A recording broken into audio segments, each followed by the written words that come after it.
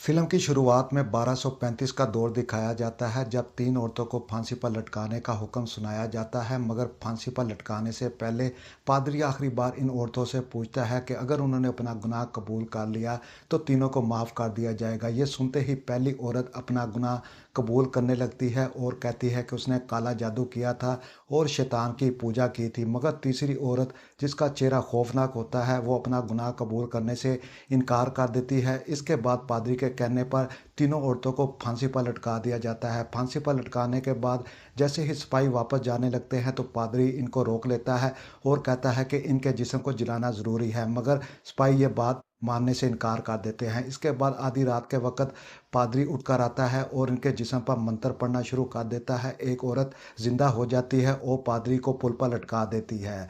उसके बाद 300 साल बाद का वक़्त दिखाया जाता है जब जंगों का आगाज़ हो चुका होता है। चर्च की जानिब से लाखों लोग इस जंग में शिरकत करते हैं, मगर जो सबसे ज़्यादा बहादुर थे वो 2 सिपाही थे जो बहादुरी के साथ लड़ते हैं। और इसके बाद 1544 का वक़्त दिखाया जाता है जब ये लोग स्मीरिया पर हमला करते हैं और लोगों का कत्लेआम किया जाता है। इसी जंग में इन दोनों दोस्तों को पता चल जाता है कि वो जिनके खिलाफ जंगें लड़ रहे हैं वो औरतें और बच्चे होते हैं। बात का एहसास तब होता है जब बिमन की तलवार एक औरत के पेट में घुस जाती है। इनके आसपास औरतों और बच्चों की लाशें होती है। इन्हें देखकर इन्हें बहुत ज़्यादा दुख होता है और इसका कसूरवार वो अपने लीडर को समझते हैं और अपने लीडर से कहते हैं कि वो औरतों और बच्चों की जान लेने के लिए इस जंग में शरीक नहीं हुए। ये फैसला सुनाकर दोनों बगावत कर चुके होते हैं और अपनी फौज को छोड़कर चले जाते हैं। अब ये दोनों बागी हो चुके होते हैं और फौज में बागियों को मौत की सज़ा दी जाती है। इसीलिए ये लोग छुपकर रहने लगते हैं और सफ़र करते हुए ऑस्ट्रेलिया पहुंच जाते हैं। इन्हें एक मकान नज़र आता है। वो मदद के लिए इस मकान के अंदर दाखिल हो जाते हैं और ये देखकर वो हैरान रह जाते हैं कि इस घर के लोग किसी अजीबो-गरीब बीमारी की वजह से हलाक हो चुके होते हैं। इसके बाद फिल्म में दिखाया जाता है कि ये मकान को आग लगाने के बाद आगे का सफ़र करना शुरू कर देते हैं। ऑस्ट्रेलिया पहुंचने के बाद इन्हें एहसास होता है कि यहाँ के लोग अजीबो-गरीब हरकतें कर रहे हैं। यहाँ का माहौल बहुत ही पुरस्कार नज़र आता है। इसके बाद इन्हें एक आदमी दिखाई देता है जो यहाँ का पादरी होता है। वो बताता है कि यहाँ पर एक पुरस्कार बीमारी चल रही है जिसकी वजह से हज़ारों लोग इस दुनिया से जा चुके हैं और इसकी अपनी फैमिली भी मर चुकी होती है। और अचानक से इनकी तलवार ज़मीन पर गिर जाती है। वहाँ पर मौजूद एक सिपाही इनकी तलवार को देख लेता है और अपने सिपाहियों को जाकर बता देता है। जैसे ही ये लोग शहर से बाहर निकलने लगते हैं तो बहुत सारे सिपाही आकर इनको गिरफ्तार कर लेते हैं और बादशाह के सामने पेश किया जाता है। बादशाह खुद भी इस बीमारी का शिकार हो चुका होता है। बादशाह इन दोनों को पहले से जानता था कि ये बागी हैं और बहादुर लोग हैं।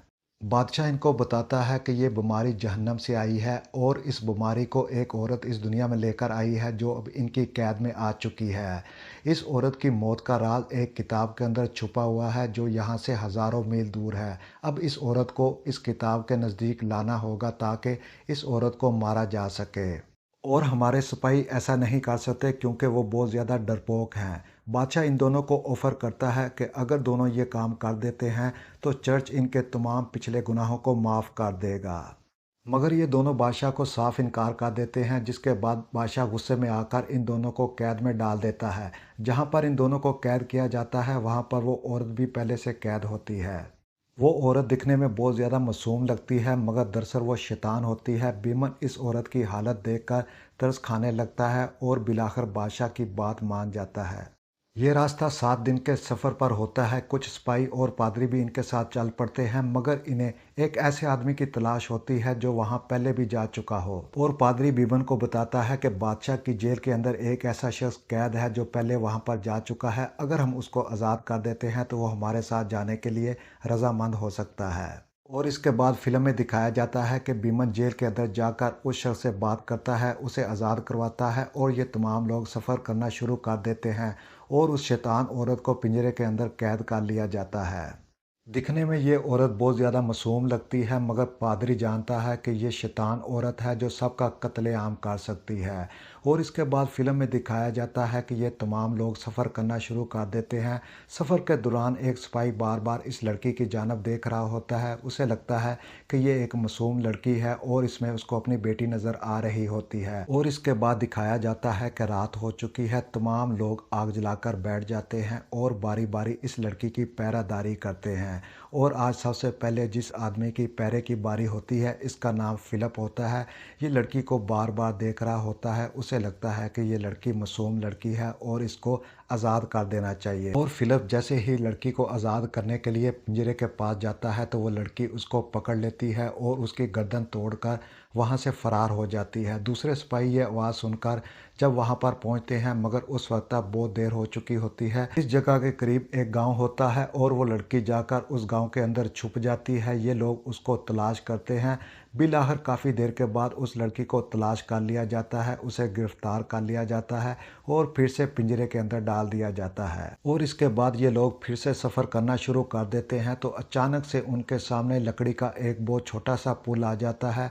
सबसे पहले बीमन अपने घोड़े के साथ इस पुल को पार करता है। उसके बाद दूसरे लोग इस पुल को पार करते हैं और सब से आखिर में इस लड़की के पिंजरे को ले जाया जाता है। जैसे ही इसका पिंजरा पुल के ऊपर से गुजरता है तो पुल टूट जाता है, मगर वो इस पिंजरे को ले जाने में कामयाब हो जाते हैं। उसके बाद एक जंगल दिखाया जाता है जिसमें चारों तरफों धुआं फैला होता है। ये बहुत ही ख़तरनाक जंगल होता है। यहाँ से जब ये लोग गुजरने लगते हैं तो इन पर भेड़िए हमला कर देते हैं। ये भेड़िए तादाद में बहुत ज़्यादा होते हैं और इनके एक आदमी को भी हलाक कर देते हैं। उसके बाद दिखाया जाता है बीमन और उसके साथी उस लड़की के पिंजरे के साथ वहाँ से भागना शुरू कर देते हैं और बहुत तेज़ी से सफ़र करते हैं। बिलाखिर वो इस जंगल से निकलने में कामयाब हो जाते हैं। और इसके बाद फिल्म में दिखाया जाता है कि बिलाखिर ये तमाम लोग किले के पास पहुँच जाते हैं और बीमन किले के दरवाजे पर दस्तक देता है, मगर अंदर से कोई जवाब नहीं आता। तो ये एक अपने आदमी को किले के अंदर भेजते हैं। वो अंदर जाकर किले का दरवाज़ा खोलता है और जब ये लोग इस किले के अंदर दाखिल होते हैं, ये तमाम लोग हैरान रह जाते हैं। अंदर बिल्कुल खामोशी होती है, वहाँ पर मौत का सन्नाटा होता है। और इसके बाद ये तमाम लोग उस जगह पर पहुँच जाते हैं जहाँ पर वो किताब मौजूद होती है और पादरी इस किताब को पकड़कर पढ़ना शुरू कर देता है।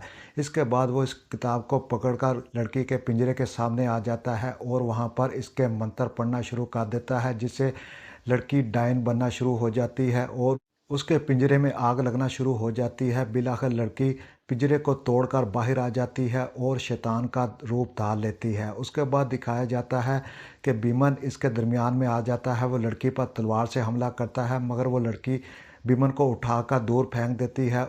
मगर पादरी अपना मंत्र पढ़ना जारी रखता है, जिसके बाद उस लड़की की हालत बदलना शुरू हो जाती है। उसके जिस्म में आग लगना शुरू हो जाती है और इसके बाद दिखाया जाता है कि वो जहन्नम में वापस चली जाती है। उसके बाद इस फिल्म को यहीं पर ख़त्म कर दिया जाता है। मतलब दुनिया अब पाक और आज़ाद हो चुकी होती है।